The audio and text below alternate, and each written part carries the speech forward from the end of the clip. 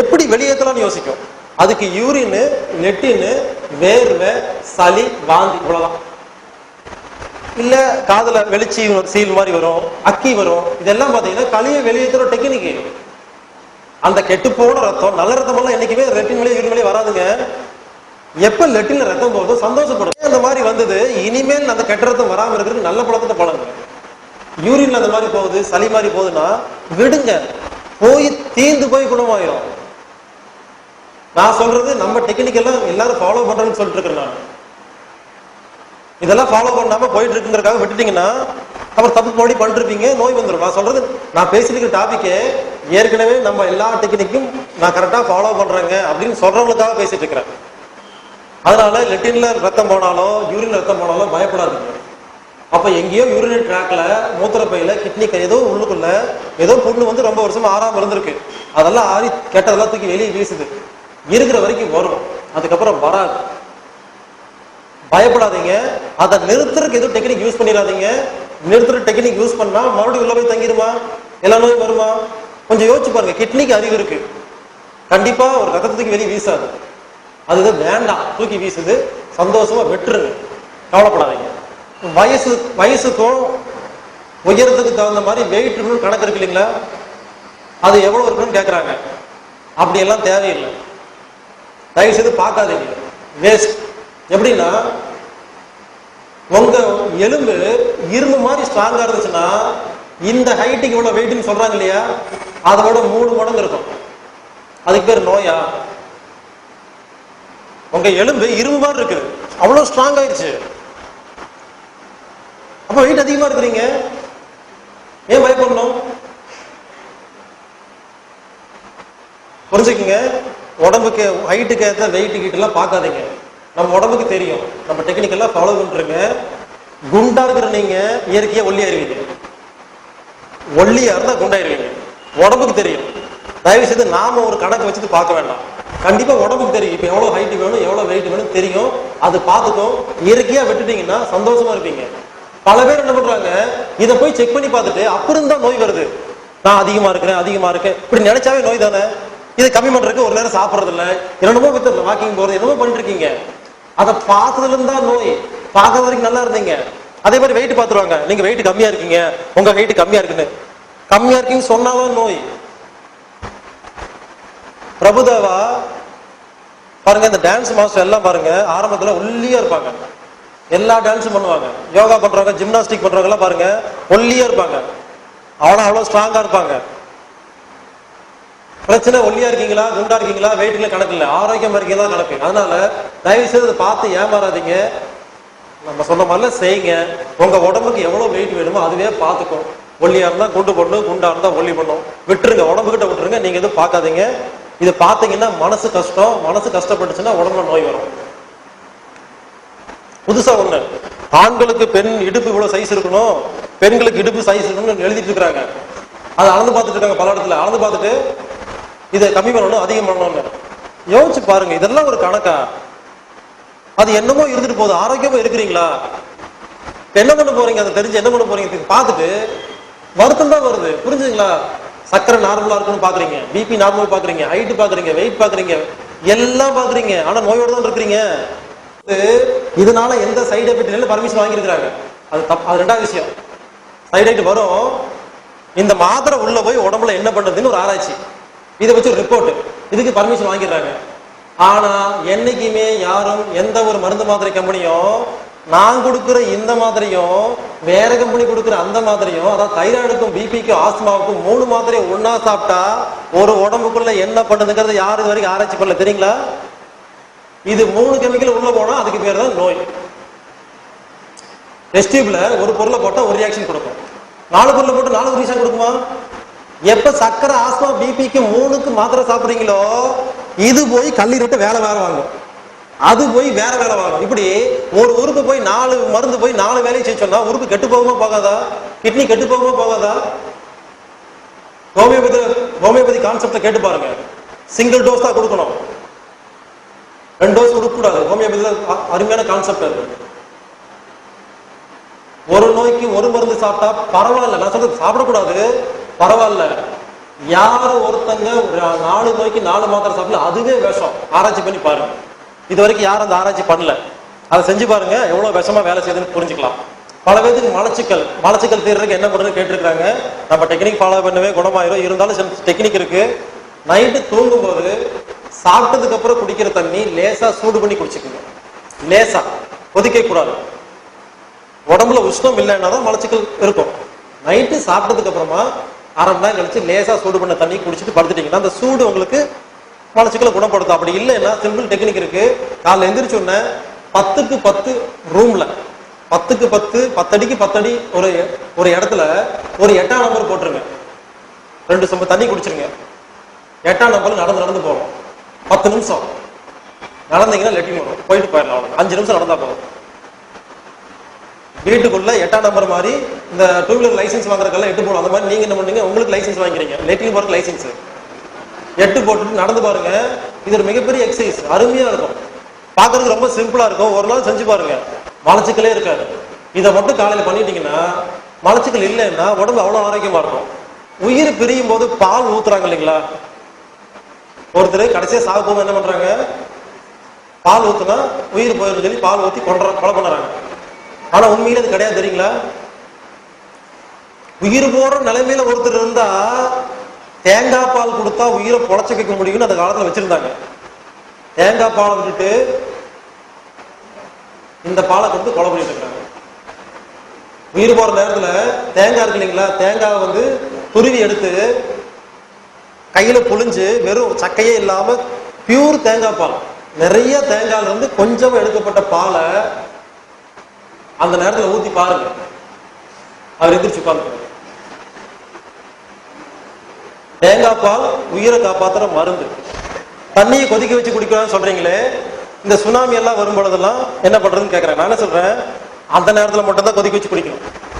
அப்ப தண்ணி எல்லா தண்ணியிலையும் எலி ஆடு மாடு எல்லாம் செத்து போய் மிதந்துட்டு இருக்கும். அப்ப குடிச்சாதான் வயிற்றுல போகும், டயரி ஆகும். இப்ப நம்ம கிடைக்கிற தண்ணி இருக்கு இல்லைங்களா, அதெல்லாம் குடிச்சா ஒண்ணும் ஆகாது. அந்த மாதிரி எமர்ஜென்சில சுனாமி வரும் பொழுது, வெள்ளம் வரும் பொழுது, இந்த மாதிரி நேரத்துல எங்கேயுமே குடிக்கிற தண்ணி இருக்காது, எல்லாம் இருக்கிற தண்ணி எடுத்து குடிச்சாகணும். அப்பதான் அந்த தண்ணியை சும்மா ரோட்ல நிக்கிற தண்ணி எடுத்து எங்காவது மரங்கிற இருந்துச்சுன்னா பத்த வச்சு கொதிக்க வச்சு குடிச்சோம்னா தண்ணியோட தேவை தீரும். ஆனா மினரல் விட்டமின்லாம் கிடைக்காது.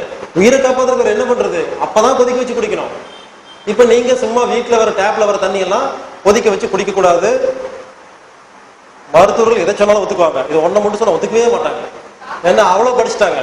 சாக்கடை தண்ணி குடிச்சாலும் ஒன்னாகாதுன்னு சொல்றேன். கொஞ்ச நேரம் கலந்து வருது குடிக்கலாம், அது ஒன்னாகாது.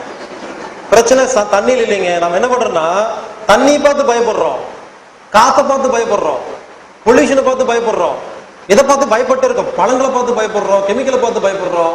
ஆனா நான் என்ன சொல்றேன், உடம்பு ஸ்ட்ராங்கா வச்சுக்கிற பத்தி யாருமே யோசிக்கிறது இல்லை. இப்போ ஒரு சிமெண்ட் ஃபேக்டரி இருக்குது, அதை சுத்தி எத்தனையோ வீடு இருக்கு. அத்தனை பேத்துக்கு வீசிங் வந்துருச்சா? காத்துல தூசு இருந்தாதான் வீசிங் வரும்னு சொன்னா சிமெண்ட் ஃபேக்டரி இருக்கிற அந்த சரௌண்டிங் அத்தனை பேத்துக்கு வீசிங் வந்தா நான் ஒத்துக்குவாங்க. புரிஞ்சுங்களா?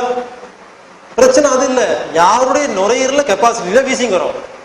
யாருடைய கிட்னில பிரச்சனை இருக்குதோ கண்ட தண்ணி குடிச்சா அப்படிதான் வரும். கிட்னி ஸ்ட்ராங்கா வச்சுக்கோங்க.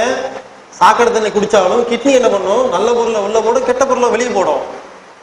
எத்தனை கெட்ட பேர்ல வெளியே போடுங்கிறது கிட்னியோட வேலை. நான் என்ன சொல்றேன், சாதா தண்ணி குடிங்க, ஒன்னும் ஆகாது. ஏன் தெரியுங்களா, சாக்கடை தண்ணி வருதுன்னு எல்லாத்தையும் பயமுறுத்தி வச்சிருக்காங்க. அதை செஞ்சது மினரல் வாட்டர் கம்பெனிக்காரங்க. அப்பதான் குடிக்க மாட்டீங்க, வியாபாரம் நடக்கும். புரிஞ்சுக்குங்க, வியாபார ரீதியா விளம்பரம் நடக்குது. ஒன்னா புரிஞ்சுக்கிட்டா போதும். இப்ப உலகத்துல இருக்கிற எல்லா விளம்பரமும் வியாபார ரீதியா நடக்குது. நான் ஒரு வியாபாரம் பண்ணணும், அப்ப என்ன பண்ணணும், இந்த பொருளை விற்கிறதுக்கு எதையாவது வளரணும். எல்லா புக்கையும் படிச்சு பாருங்க, உடம்புல புரோட்டீன் மூலமா என்ன நடக்குது அப்படி எழுதிட்டே இருப்பாங்க. புரோட்டீனை பத்தி பேசிட்டே இருப்பாங்க. புரோட்டீன் அவ்வளவு நல்லது, எவ்வளவு அது இல்லைன்னா உயிர் போயிடும், அப்படி இப்படி பேசி கடைசியா சொல்லுவாங்க புரோட்டீன் டப்பான்னு 10,000 தலையிட்டு போயிடுவாங்க. ஒருத்தர் ஒரு விஷயத்தை பத்தி பேசுறாங்கன்னா கடைசியா என்னமோ கொடுக்க போறேன்னு அர்த்தம். ஆக்சிஜனை பத்தி பேசுவார் ஒருத்தர், ஆக்சிஜன் உடம்புக்கு அவ்வளவு நல்லது கேட்டு எல்லாம் பேசி அப்படியே கடைசியா என்ன ஆகும், ஆக்சிஜன் இல்லைன்னா செத்து போயிடும் தெரிஞ்சிடும். அப்புறம் ஆக்சிஜன் இருக்கிற ஒரு பொருளை வித்துட்டு போயிடுவார். புரிஞ்சுங்களா? இப்படி எல்லாரும் என்ன பண்றாங்க, வியாபாரம் பண்றதுக்காக அவங்க வியாபாரம் பண்றதுக்கு ஒரு ஏதோ ஒரு டெக்னிக் யூஸ் பண்ணி எதாவது ஏமாத்திட்டு இருக்காங்க. இந்த சிகிச்சை எத்தனை வயசு வரைக்கும் பயன்படுத்தலாம் இதை செஞ்சுக்கிட்டே இருந்தா உயிரே போகாதா அப்படின்லாம் கேட்டிருக்காங்க. 120 வயசு வரைக்கும் செல்லுபடி ஆகும். இப்போ ஆடு, மாடு, கோழி, பன்னி ஒவ்வொரு விலங்குக்கும் ஒவ்வொரு வயசு இருக்கு இல்லைங்களா? அந்த மாதிரி மனுஷனுக்கு ஒரு வயசு இருக்கு, அதுக்கு பேர் 120. 120 வயசுக்கும் ஒவ்வொரு செல்லுக்கும் அறிவு இருக்கும். அதுக்கப்புறம் என்னதான் டெக்னிக் ஃபாலோ பண்ணாலும் ஒவ்வொரு செல்லுக்கு அறிவு கெட்டு போகும்.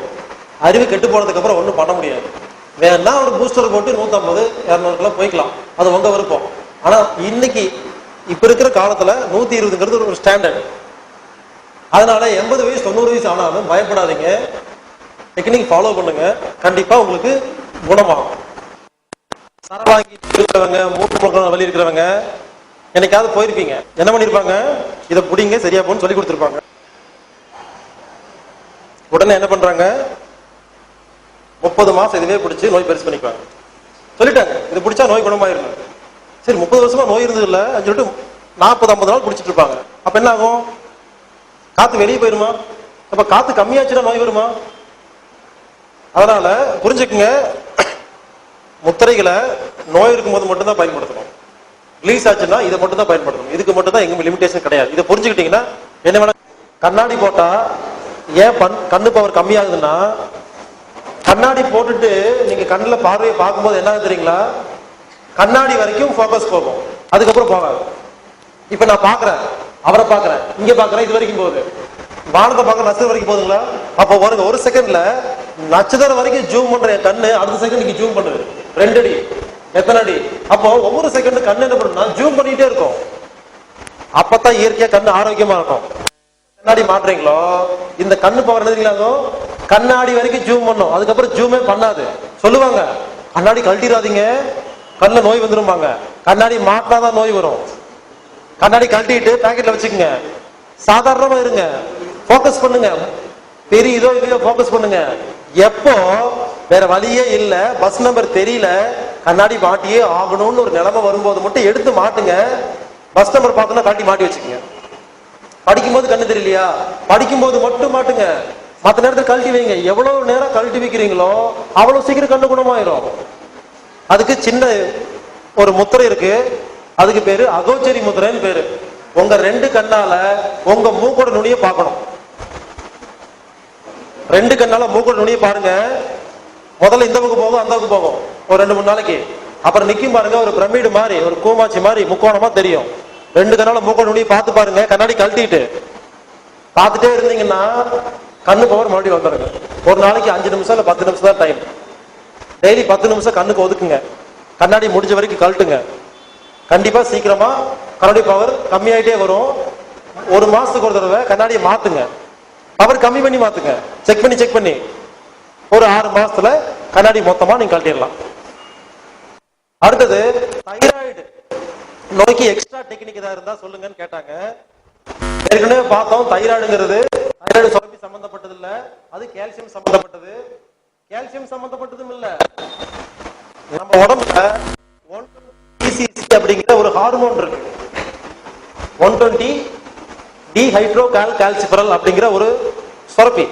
அந்த நீர் சுரந்தாதான் சாப்பிடுற சாப்பாடு இருக்கிற கால்சியம் அப்சர்வேஷன் நடக்கும். அவர் எப்ப வேலை செய்வார் தெரியுங்களா? தோல்ல சன்லைட் இருக்கு இல்லைங்களா, சூரிய வெளிச்சம் மூலமா கிடைக்கிற ப்ரோ விட்டமின் டி ஒரு பொருள் தோல் வழியா உள்ள போய் வைட்டமின் டியை கன்வெர்ட் ஆகி அது கிட்னி, கணையம், கல்லீரல் ஒண்ணு சேர்ந்து அதை 120 டிசிசியா மாத்தும். அது மாத்தினாதான் கால்சியம் அப்சர்வேஷன் நடக்கும். அது நடந்தாதான் தைராய்டு கரெக்டா சுரக்கும். அது சுரந்தாதான் தைராய்டு சம்பந்தப்பட்ட எல்லா நோயும் குணமாகும். இதுக்குதான் என்ன பண்ணாங்கன்னா எண்ணெய் தேய்ச்சி குளிங்கன்னு சொன்னாங்க. எண்ணெய் தேய்ச்சி குளிக்கிற ஒரு பழக்கம் இருக்கிற யாருக்குமே தைராய்டு இருக்கா தெரியுங்களா? செக் பண்ணி பாருங்க. அந்த பழக்கம் இல்ல, தைராய்டு வந்துருச்சு சொல்றாங்க இல்லையா? எண்ணெய் தேய்ச்சி குளிச்சா உடம்பெல்லாம் நல்லா இருக்கும், எலும்பு நல்லா இருக்கும்னு. அப்ப எலும்பு தைராய்டு சம்பந்தப்பட்டது தானே, கால்சியம் சம்பந்தப்பட்டது தானே, புரிஞ்சுங்களா? அதனாலதான் என்ன பண்ணாங்க அந்த காலத்துல வாரத்துல 2 நாள் எண்ணெய் குளிக்கிற பழக்கம் வச்சாங்க. அதுவும் நல்லெண்ணெயை உடம்புல தேய்ச்சு குளிச்சோம்னா சன்லைட் இருக்கிற ப்ரோ விட்டமின் போய் நமக்கு தைராய்டு நோய் குணப்படுத்தி கொடுக்குது. எலும்பெல்லாம் ஸ்ட்ராங்கா இருக்கும். எண்ணெய் குளிக்கிறதுல பல ரூல்ஸ் இருக்குங்க.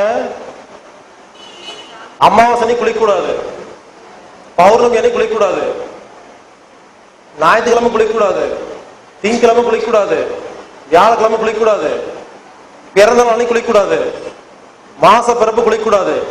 நான் சொல்ற மாச பிறப்பு தமிழ் மாச பிறப்பு. வருஷ பிறப்பு குளிக்கூடாது, தமிழ் வருஷ பிறப்பு. தீட்டு இருக்கிறதுனால குளிக்கூடாது. அன்னைக்கு சூரிய கிரகணம் சந்த கிரகணம் இருக்கக்கூடாது.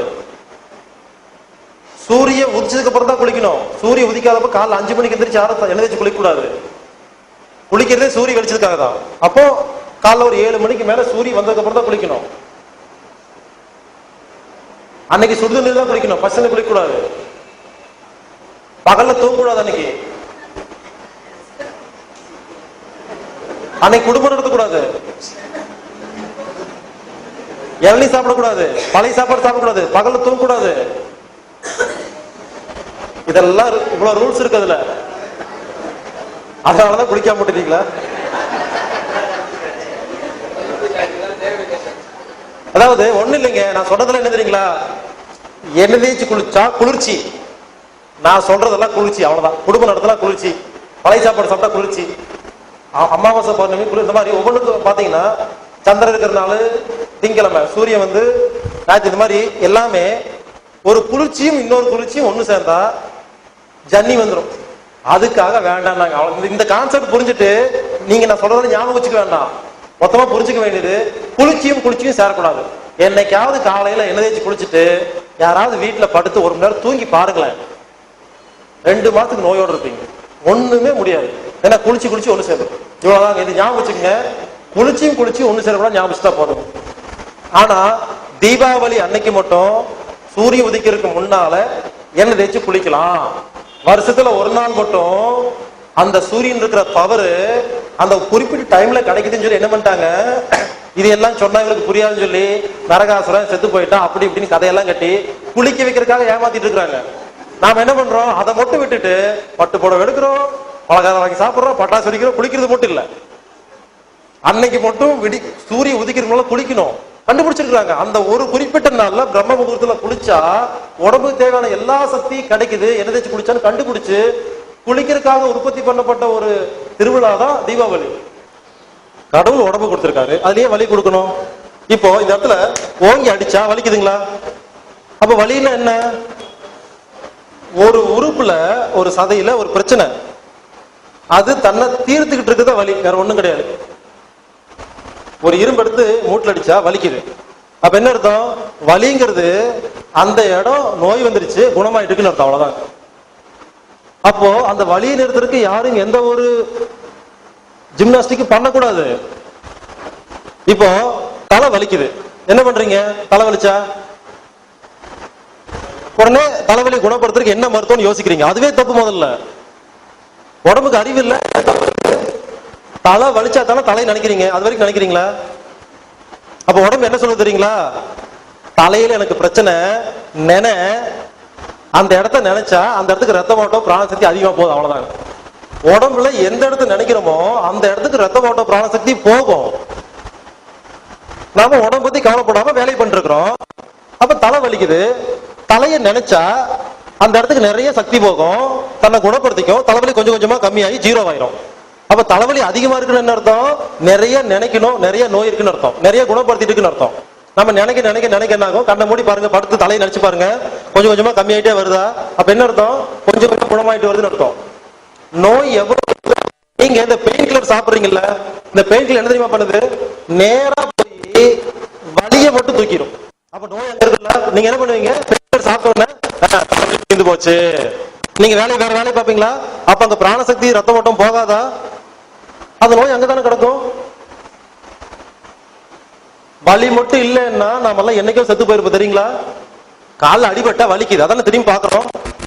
பாருங்க, நினைச்சா ஒரு ரத்த ஓட்டம் போகுது, நினைச்சா போதும். நான் பேர் சொல்ல விரும்பல, புதுசா ஒரு கம்பெனி கூடி சீக்கிரம் நீங்க கேள்விப்பட்டீங்களா தெரியல, மல்டி லெவல் மார்க்கெட்டிங் கம்பெனி ஒன்று வந்திருக்குது. என்ன பண்ணிருக்காங்கன்னா, ஒரு சின்ன ஒரு ஏடிஎம் கார்டு மாதிரி வச்சிருக்காங்க, 6000 ரூபாய். அதுக்கு மேல சக்கரை கார்டுன்னு எழுதியிருப்பாங்க. சக்கரை நோய்க்கு 6000 ரூபாய் வாங்கி பேங்க்ரியாஸ் வச்சா பேங்க்ரியாஸ் குணமாயிரும், சக்கரை குணமாயிருமாமா அவங்க ட்ரெண்ட். ஹார்ட் கார்டு ஒன்று இருக்குது, இருதயத்தில் வச்சா இருதய குணமாயிரும். இப்படி எல்லா நோய்க்கு ஒரு கார்டு வச்சிருக்காங்க. அந்த கார்டு 6000 வாங்கிடணும். எந்த உடம்புல எந்த இடத்துல நோய் இருக்குதோ அந்த இடத்துல வச்சுக்கிட்டு ஒரு நாளைக்கு 45 நிமிஷம் உட்காரணுமாமா, 10 நிமிஷம் 15 நிமிஷம் உட்காரணுமாமா. அந்த இடத்துல நினைக்கிறோமா நோய் குணமாயிட்டு இருக்கு, எல்லாம் ஆச்சரியம் வாங்கிட்டு இருக்காங்க. நான் என்ன சொல்றேன், 6000 ரூபாய் கொடுத்து வாங்குறத விட நினைச்சு பார்த்தா நோய் குணமாயிரும். அங்க விஷயம் 6000 ரூபாய் இல்ல, நினைச்சு பாக்குறதுல இருக்கு. இது கூட புரியாம நம்ம 6000 ரூபாய்க்கு வாங்கிட்டு இருக்கிறத. இருதயத்துல ஹார்ட் கார்டை வச்சு 40 நிமிஷம் டெய்லி நினைச்சு பார்த்தா இருதயம் குணமாயிருச்சு. உடனே என்ன பண்றோம், இந்த கார்டு பக்கத்து வீட்டுக்கார சொல்றோம், நீங்களும் வாங்குங்க 6000 ரூபாய். பிரச்சனை அது இல்ல, நினைச்சா குணமாகும்.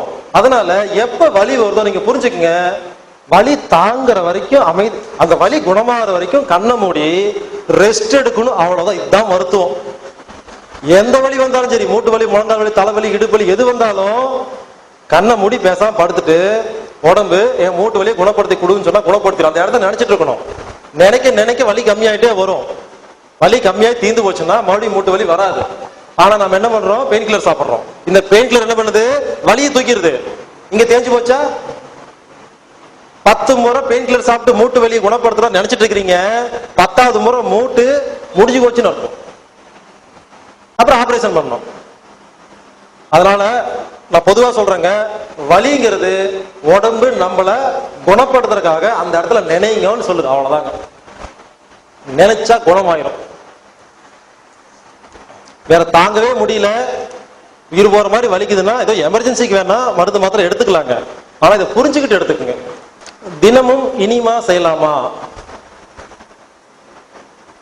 நான் கேக்குறேன், சாப்பாடு சாப்பிடுறீங்க, அது லெட்டின் கூட போக முடியலையா? அப்படி என்ன உடம்பு அவ்வளவு கெடுத்து வச்சிருக்கீங்க? சாப்பிட்ட சாப்பாடு லெட்டினா கூட போகலன்னா அது என்ன ஆரோக்கியம்? அது எதுக்கு டெய்லி இனிமா எடுக்கணும்? இனிமாங்கிறது ஒரு மருத்துவம். ரொம்ப வருஷமா உடம்பு கெடுத்து வச்சிருக்கீங்க, இனிமா கொடுத்தா வெளியே போகுது, ஒரு மருத்துவம். டெய்லி ஏன் செய்யணும், ஏன் கஷ்டப்பட்டு செஞ்சுட்டு இருக்கீங்க? பல பேர் பாத்தீங்கன்னா டப்பாவை தூக்கிட்டு வெளிநாட்டு கூட எடுத்துட்டு போவாங்க, நான் டெய்லி இனிமா கொடுக்குறேன்னு. அப்ப ஒரு சாப்பாட்டை லெட்டினா அனுப்புறது கூட உடம்புல தெம்பு இல்லைன்னு அர்த்தம். இயற்கையா போகணும், புரிஞ்சுக்குங்க. இனிமா டப்பா வச்சுட்டு தண்ணி உள்ள அனுப்புறீங்கன்னா, குளிர்ச்சியா தண்ணி அனுப்பிச்சு என்ன தெரியுங்களா, நம்ம உடம்புக்குள்ள எந்த தண்ணி போனாலும், எந்த சாப்பாடு போனாலும், எந்த ஒரு பொருள் போனாலும் 37 டிகிரிக்கு மாத்தணும். தண்ணி 2 சொம்பு தண்ணி உள்ள ஒருவேளை குளிர்ச்சி அமிச்சிட்டீங்கன்னு வச்சுங்களேன், அந்த மொத்த தண்ணியும் உடம்பு 37 டிகிரியா மாத்தி ஆகணும். அப்போ உடம்புல உஷ்ணம் செலவாகும், சூடு கம்மியா போகும். அந்த தண்ணி 37 டிகிரிக்கு மாத்திரும் ஒரு 2 நிமிஷத்துல. நீங்க 2 நிமிஷம் வச்சு கீழே விட்டுருவீங்களா, உடம்புல இருக்கிற 37 டிகிரி தண்ணி வெளியே போயிடும். உடம்பு உஷ்ணம் கம்மியாகும். நம்ம உடம்புல உஷ்ணம் தான் தெம்பு. அதுக்கு இனிமா கொடுக்குற தப்புன்னு சொல்லிங்க. இனிமாங்கிறது ஒரு மருத்துவம். ஏதோ ஆத்திர அவசரத்துக்கு உடம்பு சரியில்லை இதை பண்ணிக்கலாம். நம்ம என்ன பண்றோம், இயற்கை மருத்துவங்கிற பேர்ல வருஷம் ஃபுல்லா தப்பு பண்றோம். ஒரு வாரம் போய் படுத்துட்டு இனிமா கொடுக்கறது, வாழை இலை, குளியல் எல்லாம் பண்ணி உடம்புல கழிவெல்லாம், அது அருமையான மருத்துவம். கழிவெல்லாம் வெளியே போய் குணமாயிடுறீங்க. மறுபடியும் ஏன் போறீங்க, செக் பண்ணி பாருங்க. அங்க போவீங்க, இனிமா கொடுப்பீங்க, வாழை இலை, குளியல், ஃப்ரூட்ஸா சாப்பிடுவீங்க, உபவாசம் எல்லாம் பண்ணுவீங்க. மறுபடியும் 1 வருஷம் தப்பு பண்ணுவீங்க, மறுபடியும் அதே நோய் வந்துருது. போங்க, கழிவெல்லாம் வெளியே போனா நம்ம டெக்னிக்கை ஃபாலோ பண்ணுங்க. ஒரு தடவை போங்க, இயற்கை மருத்துவத்துக்கு போங்க, ஒரு தடவை தான் போகணும். எல்லா கழிவும் வெளியே போக வச்சுட்டு நம்ம டெக்னிக்கை ஃபாலோ பண்ணா மறுபடியும் போகக்கூடாது. ராஜபாளையத்துல அரவிந்த் ஆசிரமம் ஒரு ஆசிரமம் இருக்கு. 3 நாள் ஃப்ரீ கோர்ஸ். இங்கிருந்து பஸ் செலவு தான், வேற ஒண்ணும் வேண்டாம். போனீங்கன்னா 3 நாள் அவங்களே சோறு போட்டு ரூம் கொடுத்து 3 நாள் வாழை இலை குளியல், மண் குளியல், குடிக்கிற ஜூஸா கொடுப்பாங்க, யோகா சொல்லி தருவாங்க, இனிமா, மூக்கு கவலை எல்லாம் கொடுத்து, வாய் கொப்பளிக்கிறது எல்லாம் சொல்லி கொடுத்து அனுப்புவாங்க. ஒரே ஒரு 3 நாள் போங்க, ஃப்ரீ தான். போயிட்டு வாங்க. நான் என்ன சொல்றேன்னா, இருக்கிற கழிவு வெளியேறதுக்கு போயிட்டு வாங்க, ஆனா மறுபடியும் போகக்கூடாது. பல பேர் பாருங்க வருஷத்துக்கு ஒரு போயிடுவாங்க, ஏன்னா வருஷத்துக்கு ஒரு கழிவு சேர்த்திட்டாங்கன்னு அர்த்தம். கழிவு இறக்கிறதுக்கு போகணும், மறுபடியும் சேர்த்தவே கூடாதுன்னு நான் சொல்றேன் நான். அதனால டெய்லி எல்லாம் இனிமா கொடுக்காதீங்க, தேவையில்லைன்னு சொல்றேன். அந்த அளவுக்கு நான் சொல்றேன், இனிமாவே கொடுக்காத அளவுக்கு உடம்பு வச்சுக்கங்க சொல்றேன் நான். இனிமா கொடுக்கற தப்புன்னு சொல்லிங்க, இனிமா கொடுக்காத அளவுக்கு உடம்பு ஸ்ட்ராங்கா வச்சுக்கிட்டா எதுக்கு? சாப்பிட்ற சாப்பாடு ஒழுங்கா சாப்பிட்டா லெட்டின் போயிரு போகுது. லெட்டின் கூட போற அளவுக்கு நமக்கு தெம்பு இல்லையா, அப்புறம் என்ன ஜீரணம் பண்ணணும் யோசிச்சுக்குங்க. அதனால இனிமா கொடுங்க, எமர்ஜென்சி கொடுத்துக்குங்க, டெய்லி கொடுக்குற பழக்கத்தை வச்சுக்காதீங்க. உடம்பே அந்த வேலையை செய்யறதுக்கு முயற்சி பண்ணுங்க. சுகர் ஃப்ரீ சாப்பிடலாமா? குப்பையில கொண்டே போடணும். ஒரு உணவுல எப்ப சுகர் இல்லையோ எதுக்கு சாப்பிடுறீங்க நான் கேக்குறேன். டிவி பேப்பர்ல எல்லாம் விளம்பரம், இதுல சுகர் இல்ல சாப்பிடுங்க, இதுல சுகர் இல்ல, குப்பையில கொண்டே கொட்டுங்க. ஒரு உணவு எதுக்கு சாப்பிடறோம் தெரியுமா? இட்லி, வடை, போண்டா, பொங்கல், ஆனியன் ரோஸ் எல்லாத்தையுமே சாப்பிடுறோம், அதுல சுகர் இருக்குது. முடியுதுன்னு நகை வரைக்கும் நம்ம உடம்புல இருக்கிற எல்லா செல்லும் சர்க்கரை நம்பி தானே வாழுதுன்னு நீங்களே பார்த்துருப்பீங்கல்ல. அப்போ ஒரு சுகரே இல்லாத ஒரு பொருள் எதுக்கு சாப்பிடுறீங்க முதல்ல? புரியல எனக்கு. சுகர் இல்லாத எந்த பொருளையும் நம்ம சாப்பிடவே கூடாது, தேவையே இல்லை. அது என்ன தெரியுங்களா? வாயில போய் வயிற்றுல போய் மலமா போகும். எது கஷ்டப்பட்டு சாப்பிடுறீங்க? அதை ஒரு உணவுல சுகர் இருக்கணும், அதுதான் ஆரோக்கியம். எனக்கு புரியல. எல்லாரும் சஜஸ்ட் பண்றாங்க, பெரிய பெரிய டாக்டர்லாம் சுகர் ஃப்ரீ சேர்த்திக்கங்க. சுகர் ஃப்ரீ மட்டும் யாராவது சாப்பிட்டு உயிரோட இருக்க முடியுமா? கிட்ட சொல்லுங்க பார்க்கலாம். இட்லி மட்டும் சாப்பிட்டு உயிரோடு இருக்கலாம், வடை மட்டும் சாப்பிட்டு உயிரோடு இருக்கலாம், கொத்து புரோட்டா சாப்பிட்டு உயிரோடு இருக்கலாங்க. சுகர் ஃப்ரீ மட்டும் சாப்பிட்டு உலகத்துல எவனாலும் உயிரோடு இருக்க முடியாது. செக் பண்ணி பாருங்க. சுகரே இல்லை, அப்புறத்துக்கு சாப்பிடுறீங்க அதை? அதுக்கு மேல 250 ரூபா சின்ன டப்பாவா இருக்கும். ஆனா கீரைக்காரட்டு போய் சண்டை 1,000 ரூபாய் கீரைக்கு. அது மட்டும் 250 ரூபாய் கொடுத்து வாங்கிக்கிறது. சுகர் ஃப்ரீ சாப்பிடுறாங்கன்னு தயவு செய்து கொண்டு குப்பையில போடுங்க. எந்த உணவுல சுகர் இல்லையோ அது மனிதனுக்கு தேவையில்லாத ஒரு பொருள். அடிப்படையே புரியல, சுகர்னா என்னன்னே புரியல. அதே மாதிரி கொழுப்பு நீக்கப்பட்ட எண்ணெய் சாப்பிடலாமா? அதுவும் குப்பை. ஒரு ஹோட்டல் எழுதி வச்சிருக்காங்க, பெரிய பெரிய ஹோட்டல் எல்லாம், இங்கு கொழுப்பு நீக்கப்பட்ட எண்ணெய் மட்டும் தான் பயன்படுத்துறோம் அப்படின்னு எழுதி வச்சிருப்பாங்க. நான் முதல்ல வெளியே வந்துருவேன், சாப்பிட மாட்டேன். அதை போய் எதுக்கு சாப்பிடணும்? எண்ணெய் சாப்பிட்றதே கொழுப்புக்காக தாங்க. தேங்காய் சாப்பிட்றதே உடம்பு கொழுப்பு வேணும், அதுக்கு தான் திங்கிறோம். அதுல எப்ப கொழுப்பு இல்லையோ இதுக்கு சாப்பிடுறீங்க? தேவையில்லை. உள்ள போய் மலமா தான் வரும். கொழுப்பு தான் பித்த நீரா மாறுது, அதான் ஜீரண வேலைக்கு உதவி செய்யுது. உடம்புல இருக்கிற எல்லா செல்லுக்கும் பேக்கிங்கா இருக்குது கொழுப்பு. ஒரு கொழுப்பு நீக்கப்பட்ட எண்ணெய் சாப்பிட்டு எப்படிங்க உயிரோடு இருப்பீங்க நீங்க? யார் சொன்ன உங்களுக்கு? யாரோ தப்பா உணர்ந்துட்டு இருக்காங்க. கொழுப்பு நீக்கப்பட்ட எண்ணெயை குப்பையில போடுங்க. கொழுப்பு இருந்தா மட்டும்தான் அது எண்ணெய்னு பேரு. நம்ம உடம்புக்கு எது அத்தியாவசிய தேவையில்லைன்னு தெரியாம என்னமோ நடந்துட்டு இருக்குங்க. அதை புரிஞ்சுக்குங்க. தயவு செய்து கொழுப்பு நீக்கப்பட்ட எண்ணெயை சாப்பிடாதீங்க. அது ஒரு உணவே கிடையாது. பைல்ஸ் வந்தா என்ன பண்றது? பொதுவா இந்த பைல்ஸ்னா எல்லாரும் தப்பா புரிஞ்சுக்கிறது தெரியுங்களா? அது உடம்பு ஹீட்னால வருதுன்னு கிடையாது, உடம்பு குளிர்ச்சினால வருது. இதை புரிஞ்சுட்டாவே போதும். ஆச்சரியமா இருக்கும். பைல்ஸ் வந்து அத்தனை பேர் நினைச்சிட்டு இருக்காங்க உடம்பு சூடாயிருச்சு அதான் பைல்ஸ் வந்துருச்சுன்னு. அதுவே தப்பு. உடம்பு குளிர்ச்சி ஆயிடுச்சு. எப்படி சொல்றது தெரியுங்களா? ஐஸ்கிரீம் வாயில போடுங்க, ஐஸ்கிரீம் சாப்பிட்டா என்ன சொல்றீங்க? உடம்பு சூடாயிருச்சுன்னு சொல்றீங்களா? ஃப்ரிட்ஜ் வாட்டர் குடிச்சா உடம்பு சூடாயிருச்சா? நான் கேட்கிறேன், உங்க உடம்பு ஒரு டெம்பரேச்சர்ல இருக்கு, ஐஸ்கிரீம் கம்மியா இருக்கு. கம்மியா இருக்கிற டெம்பரேச்சர்ல இருக்கிற ஒரு பொருளை சாப்பிட்டா உடம்பு டெம்பரேச்சர் கம்மியாகுமா அதிகமாகுமா? ஒரு டம்ளர்ல 10 டிகிரி, இன்னொரு டம்ளர் 100 டிகிரி, ரெண்ட கலந்தா 100 கம்மியா தானே வரணும், 10க்கு மேல தானே போகணும். இதான லாஜிக்கு. அப்போ உடம்புல ஒரு டெம்பரேச்சர் இருக்கு. உடம்பை விட குளிர்ச்சியான ஒரு பொருளை சாப்பிட்டா உடம்பு குளிர்ச்சி ஆகுமா சூடாகுமா? ஆனா என்ன சொல்றோம்? ஃப்ரிட்ஜ் வாட்டர் குடிச்சா உடம்பு சூடாயிருச்சு. தப்பா இல்லையா? அது உடம்பு குளிர்ச்சி ஆயிடுச்சு. இது இந்த சூடாயிருச்சுன்னு சொல்றோம் பாத்தீங்களா? இப்படி சொல்லி வெள்ளை பூசணிக்காய் சாப்பிட்டா இன்னும் பெருசாகும். ஏற்கனவே குளிர்ச்சி ஆயிடுச்சு, வெள்ளை பூசணிக்காய் சாப்பிட்டா அது ரொம்ப குளிர்ச்சி, நோய் பெருசாகுமா கம்மியாகுமா? இந்த கான்செப்டே தப்பு. முதல்ல அதை புரிஞ்சுக்கிட்டா போதுங்க. புரிஞ்சுக்குங்க. ஐஸ்கிரீம் சாப்பிட்டா ஏன் தெரியும் உடம்பு சூடாகிற மாதிரி தெரியுது? ஐஸ்கிரீம் எடுத்து வாயில போட்டோன்னே குளிர்ச்சியான பொருள் உடம்புல போனோடனே அந்த பொருளை 37 டிகிரியா மாத்தணுமா உடம்பு? உடம்பு என்ன பண்ணும்? ஐயோ கம்மி டிகிரில வந்துருச்சுன்னு சொல்லி உடம்புல இருக்கிற சக்கரை ஆக்சிஜன்ல எடுத்து செல்லுக்குள்ள போட்டு செல்ல சூடு பண்ணி நம்ம உடம்புல இருக்கிற தோலை சூடு பண்ணி அந்த ஐஸ்கிரீமை சூடு பண்றதுக்காக உடம்பு சூடாகி காட்டுது. உடம்பு சூடாதானே அது சூடாகும், அடுப்பு சூடாதானா சட்டி சூடாகும். அப்போ ஐஸ்கிரீம் சாப்பிட்டோன்னே ஏன் உடம்பு சூடாகுதுன்னா நம்ம உடம்புல இருக்கிற சூடு செலவாகுதுன்னு அர்த்தம். அப்ப குறையுதுன்னு அர்த்தம். சில பேர் பாருங்க எப்ப பார்த்தாலும் பாடி ஹீட்டா இருக்கும். உங்க பாடி ஹீட் இல்ல, நீங்க ரொம்ப குளிர்ச்சியான உடம்புன்னு அர்த்தம். உடம்புக்குள்ள உள்ள உறுப்புகள் குளிர்ச்சியா இருக்கிறதுனால உடம்ப சூடு பண்றதுக்காக கஷ்டப்பட்டு சூடு பண்ணிட்டு இருக்கு. யோகா பண்ணோன்னு பாருங்க உடம்பு சில்லுன்னு இருக்கும். உள்ள இருக்க உறுப்பு எல்லாம் சூடு பண்ணீங்கன்னா வெளியே சில்லுன்னு ஆயிடும். கிணத்துல நைட்டு தொட்டு பாருங்க, கிணத்துல தண்ணி சூடா இருக்கும். பகல்ல தொட்டு பாருங்க குளிர்ச்சியா இருக்கும். இதுதான் கான்செப்ட். நம்ம உள்ளுறுப்புகள் என்ன டெம்பரேச்சர் இருக்கோ வெளியே இருப்பு ஆப்போசிட்ல இருக்கும். அப்ப நம்ம என்ன பண்றோம்? எப்ப சூடாயிருச்சோ சூடு வந்துருச்சுன்னு சொல்றோம். அதான் தப்பு. குளிர்ச்சி ஆயிடுச்சுன்னு அர்த்தம். இந்த கான்செப்ட் புரிஞ்சாவே பயிற்சி குணமாயிரும். உடம்ப சூடு பண்ணா பயிற்சி குணமாயிருங்க. இவங்க என்ன பண்ணுவாங்க? உடம்ப குளிர்ச்சி பண்றதுக்காகவே பண்ணி பயிற்சி பெருசு பண்ணிக்குவாங்க. இது புரிஞ்சா போதும். முருங்கைக்கீரை சாப்பிடுங்க, உடம்புக்கு சூடு அதிகமாகும். முருங்கைக்காய் சாப்பிடுங்க. கசப்பான பொருள் நான் சாப்பிடுங்க, கசப்பு தொறுப்பு நிறைய சாப்பிடுங்க. யோகா பண்ணுங்க, வாக்கிங் போங்க, பசி எடுத்தா சாப்பிடுங்க. இது ஒரே கான்செப்ட். பசி எடுத்து சாப்பிடலன்னா, பசி எடுக்காம சாப்பிட்டா அந்த சாப்பாடை ஜீரணம் பண்றதுக்கு உடம்புல உஷ்ணம் செலவாயிருமா? இவ்வளவுதாங்க. பசி எடுத்து சாப்பிடுங்க, லேசா சூடு பண்ண தண்ணி குடிங்க. ஒருவேளை சூட நேரடியா உள்ள கொண்டு போக முடியலன்னா தண்ணி கொதிக்க வச்சு குடிக்கூடாது நம்ம பார்த்திருப்போம். ஆனா லேசா சூடு பண்ணிக்கலாம். எதுக்குன்னா தீ எடுத்து சாப்பிட முடியாது, தண்ணிக்குள்ள லேசா தீயை விட்டு சாப்பிட்டுக்கிறோம். சூடு உடம்புக்கு போகணுங்கிறதுக்காக லேசா சுடு தண்ணி குடிக்கலாம். இந்த கான்செப்ட் மட்டும் புரிஞ்சுட்டு உடம்ப உஷ்ணம் பண்ற வேலையை பண்ணி பாருங்க. யாராக்கெல்லாம் பயில்ஸ் வரும்? உடம்புக்கு ஒரு வேலையும் கொடுக்காம சும்மா உட்காந்துட்டு கல்லாப்பட்டியில உட்காந்துட்டு வெறும் கணக்கு மட்டும் பார்த்துட்டு இருப்பாங்க.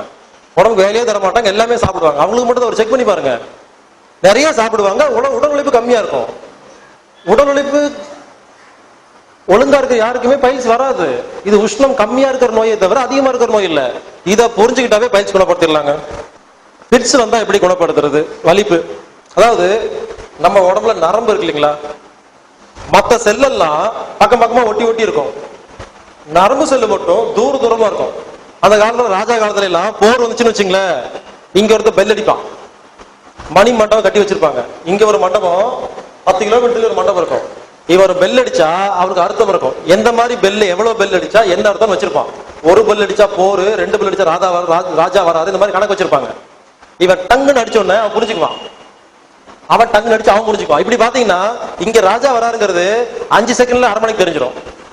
இங்க படம் வந்துருச்சு, வெளிநாட்டு படம் வந்துருச்சுன்னா 5 செகண்ட்ல அவனுக்கு தெரிஞ்சிடும். அது வந்து மணிமண்டபம் மூலமா இந்த பெல் சவுண்ட் மூலமா கொண்டு போனாங்க. அந்த மாதிரி நரம்பு சிஸ்டம் அப்படின்னா அதே சிஸ்டம் தான், தூரமா இருக்கும். தூரமா இருந்து என்ன பண்ணும், அப்படி எலக்ட்ரிக் லைனை பாஸ் பண்ணி விடும், ரத்தம் ஓட்டம் ஓடிதான் போகணும். இது அப்படி இல்லை, அப்படி பாதி. அப்போ இந்த 2 செல்லுக்கு நடுவில் இருக்கிற, இப்ப டியூப்லைட் எரியுது பாத்தீங்களா, நடுவில் ஒரு வாயு இருக்குது, அந்த வாயுல எரிஞ்சிட்டு இருக்குது. அந்த மாதிரி 2 நரம்புக்கு நடுவுல பலவிதமான வாயுக்கள், பலவிதமான கெமிக்கல்லாம் இருக்கும். இதெல்லாம் ஒழுங்கா இருந்தாதான் சிக்னல் பாஸ் ஆகும். அந்த சிக்னல்ல இருக்கிறதா பிரச்சனை வந்துருச்சுன்னா விட்டுன்னு வருது இல்லைங்களா, டியூப்லைட் அவிஞ்சு அந்த மாதிரி நரம்புகள் இருக்கிற அந்த இன்ஃபர்மேஷன் பாஸ் ஆகிறதுக்கு கஷ்டப்படும் பொழுதுதான் இதுக்கு பேரு ஃபிட்ஸ், வலிப்பு. வலிப்பு வந்து என்ன பண்ணணும்னா நம்ம எல்லா டெக்னிக்கும் ஃபாலோ பண்ணாவே குணமாயின்னு வச்சுங்களேன். இருந்தாலும் சில எக்ஸ்ட்ரா டெக்னிக் என்னன்னா, கசப்பு தோற்பு பொருள் சாப்பிடணும். அது வந்து நரம்பு சம்பந்தப்பட்ட ஒரு சுவை. 2வது வலிப்பு வந்து அலோவ் பண்ணணும். வலிப்பு வந்து ஓடி போய் இரும்பு கப்பி கொடுத்து நிறுத்தக்கூடாது. நிறுத்தினா என்ன தெரியுங்களா, அடுத்த வலிப்பு இதோட பெருசா இருக்கும். வலிப்பு வந்து என்ன பண்ணணும்னா, பக்கத்தில் இருக்கிறவங்க அந்த பொருள் எல்லாம் ஓரமா வச்சுக்கிட்டு ஃப்ரீயா விட்டுறணும். அவரே வந்து எப்படி எல்லாம் ஆடி என்னென்னலாம் பண்ணி யாரும் டிஸ்டர்ப் பண்ணக்கூடாது, யாரும் பிடிச்செல்லாம் கஷ்டப்பட்டு இழுத்தெல்லாம் பிடிச்சிட்டு இருக்க கூடாது. ஃப்ரீயா விடுங்க, அடிபடாம மட்டும் பாத்துக்குங்க. பொருள் அடிபடாம பெட்டுக்கிட்டு தலைகணையெல்லாம் கொடுத்து அவரே வந்து எவ்வளவு நேரம் வருதோ மெதுவா வந்து தண்ணிகள்லாம் தொழிக்கூடாது, சோடா கடலாம் தொழிக்கூடாது. தொழிச்சு என்னாங்கன்னா இந்த வலி மறுபடியும் வரும்போது பெருசாயிரும். அது என்னமோ சைன் நினைக்கிறதில்ல, உடம்பு விட்டுருங்க. அதுவே இயற்கையா வந்து மெதுவா வந்து அவர் அமைதியா படுத்திருந்து 1 மணி நேரம் 1/2 மணி நேரம் தூங்கிட்டு ஒன்னும் ஆகாது. அவரா எந்திரிச்சு எப்ப பாக்குறாரோ அப்பதான் நீங்க அவர்கிட்ட பேசணும். அதுவும் அவர் பேசும்போது தான் பேசணும். விட்டுருங்க, ஃப்ரீயா விட்டு பாருங்க, 1/2 மணி நேரம் 1 மணி நேரம் ஆகும். அவர் வாட்டுக்கு ஆடி விழுந்து அப்புறம் ஒரு 1/2 மணி நேரம் கழிச்சு மெதுவா கண்ணை திறந்து அவரே நம்ம கிட்ட தண்ணி குடுன்னு கேட்டு குடிச்சாருன்னு வச்சுங்களேன், பாதி வலிப்பு நோய் குணமாயிருச்சுன்னு அர்த்தம். இப்படி ஒவ்வொரு வலிப்பையும் ஃப்ரீயா அலோவ் பண்ணி பாருங்க. எந்த சோடாவும் தண்ணியும் தொளிக்காம இரும்பு கொடுக்காம. ஒரு வலிப்புக்கும் அடுத்த வலிப்புக்கு நடுவுல கம்மிதான் ஆகுமே தவிர அதிகமாகாது. நாம என்ன பண்றோம், சின்ன வயசுல இருந்து வலிப்பு வர வர அதை சப்ரஸ் பண்ணிட்டே இருக்கிறோம். மருந்து கொடுக்குறோம், மாத்திரை கொடுக்குறோம், கம்பி கொடுக்குறோம், ஏதோ பண்ணி தண்ணி தொளிச்சு சோடா குடிச்சு என்ன பண்றோம்னா, இப்ப வராது அப்புறம் வாங்குறோம். எப்படி இருந்தாலும் வரத்தானே வேணும், அப்புறம் சேர்த்தி வரும், அடுத்து இன்னும் பெருசா வரும், அதுக்கப்புறம் இன்னும் பெருசா வரும். ஜஸ்ட் அலோவ் பண்ணுங்க.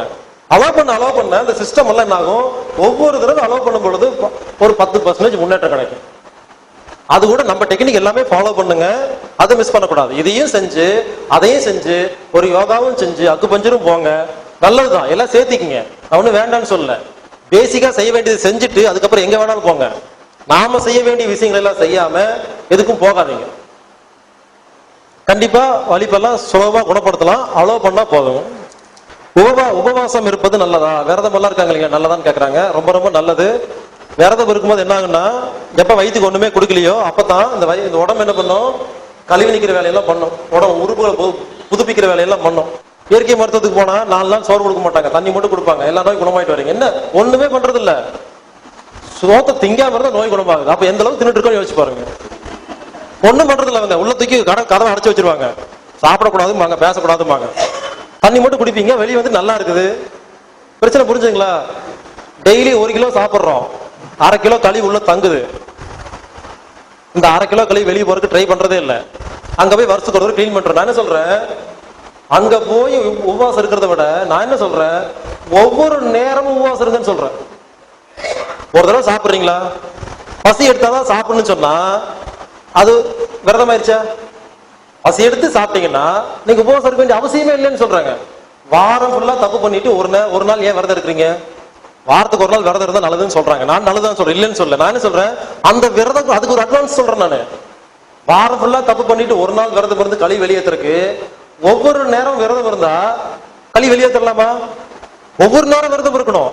நான் சொல்ற விரதம் என்னன்னா, சாப்பிட்டா பசி எடுத்தாதான் சாப்பிடணும், அதுக்கு விரதம் விரதம்.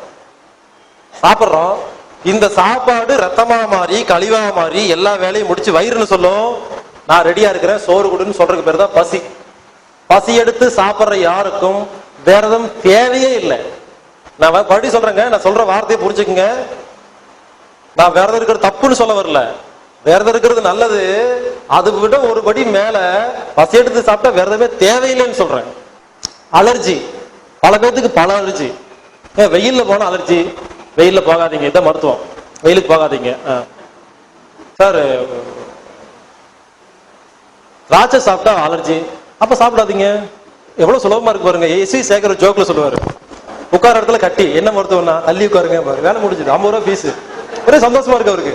அது மாதிரி அலர்ஜி பத்தி இவ்வளவுதாங்க கமெண்ட் வரும், ஒண்ணுமே கிடையாது. எது அலர்ஜின்னு சொல்றீங்களோ அதை செய்ய வேண்டாம்னு சொல்லிடுவாங்க. இதுக்கு ஒன்றும் மருத்துவம் தேவையில்லை. அப்ப ஏன் அக்செப்ட் பண்ண மாட்டேங்குது? எல்லாரும் வெயில்ல போறாங்க, உங்களுக்கு மட்டும் வெயில போனா அலர்ஜி வருது. எல்லாரும் தூசுல போறாங்க, நீங்க தூசுல போனா அலர்ஜி வருது. அப்ப உடம்புல குறை இருக்குன்னு அர்த்தம். அந்த குறைத்தான் சரி பண்ணணும், அதை விடக்கூடாது. பல பேர் தான் பண்ணிருக்காங்க, எது அலர்ஜியோ செய்யக்கூடாது. இதுக்கு பேர் எவ்வளவு பேர் இருக்கு தெரியுங்களா? நிறைய பேர் இருக்கு. ஸ்விம்மிங் அலர்ஜி, ஸ்விம்மிங் பண்ண அலர்ஜி, ஓகே. வாக்கிங் அலர்ஜி, இப்படி பேர் நிறைய அலர்ஜி எவ்வளவு பேர் இருக்கு யோசிச்சு பாருங்க. இப்போ காக்ரோச் அலர்ஜி, இப்படி நிறைய பேர் வச்சிருக்காங்க. அலர்ஜி பத்தி பெரிய புக் படிச்சு பார்த்தேன், எல்லா அலர்ஜி இருக்குது. எது வேணா வச்சுக்கலாம், சேர் அலர்ஜி சொல்லி உட்கார்றது அலர்ஜி, என்ன வேணா வச்சுக்கலாம்.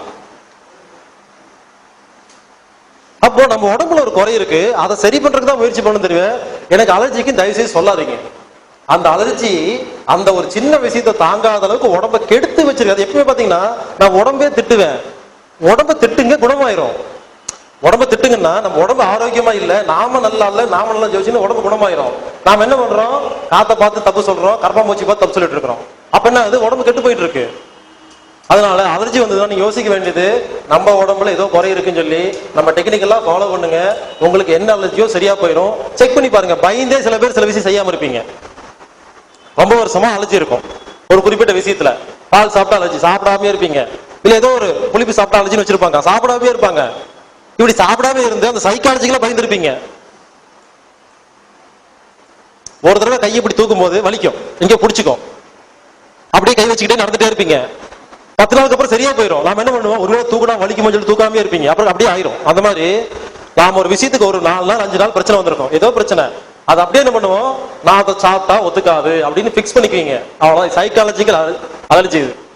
அதனால அலர்ஜி வந்ததுன்னா நம்ம டெக்னிக்கலா ஃபாலோ பண்ணுங்க, மறுபடியும் ட்ரை பண்ணுங்க, செஞ்சு பாருங்க. வருதா மறுபடியும் டெக்னிக் ஃபாலோ பண்ணுங்க. என்னைக்காவது ஒரு நாள் வராம போயிருமா, நான் குணமாயிட்டேன்னு சொல்லிட்டு ஃபாலோ பண்ண ஆரம்பிச்சிருங்க. ட்ரை பண்ணி பார்க்கணும்.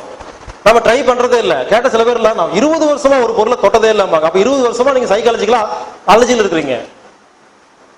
ஏன் 5 வருஷம் குணமா இருக்காதா, ஏன் 1 வருஷம் குணமா இருக்காதா? என்னைக்காவது குணமா இருக்கு, நமக்கே தெரியாம சைக்காலஜிக்கல் அலர்ஜி இதுக்கு பேர். அதனால அலர்ஜின்னா அதை குணப்படுத்த முயற்சி பண்ணுங்க.